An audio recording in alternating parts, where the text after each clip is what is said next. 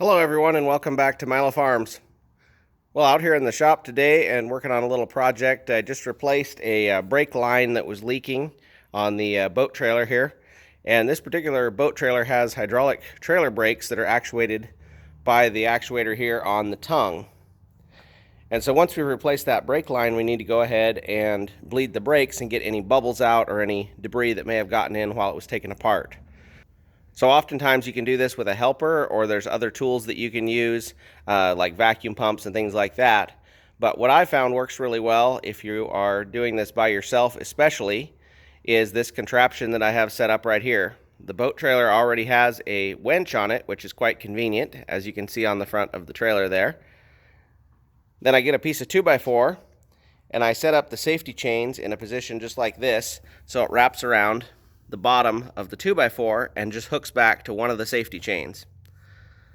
I'll put a screw on each side to keep the chains from falling off, and then I'll use the winch and wrap it around up here on the top of the 2x4.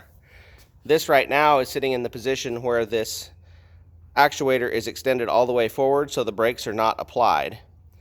Then go ahead and release this shock absorber that goes up underneath so you're not fighting with that while you're doing the job. You can see the bolt right there with the nut taken off where that was removed from. We'll put that back when we're all done. So then all you do is push back the front of this 2x4 and you'll start to feel the brakes applying as you do that. You can utilize the winch to turn that since you have it right here. I'll see if I can get a video of this working. So you can see right there, and you'll feel the spot where it stops, and that's where you want to rest. You don't want to go too tight. So you can see the brakes are pushed back all the way. There's a stopper on, I believe, this bolt back here, if I recall, that stops it when it reaches the end of its travel. So we've set the winch to hold it, and it's pulled back right there. You also want to make sure that you keep the reservoir full of the appropriate hydraulic fluid.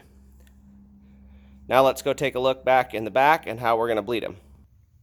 So here we are underneath the trailer, and this brake line here was the one that I replaced the parts on the other end of it where it was leaking.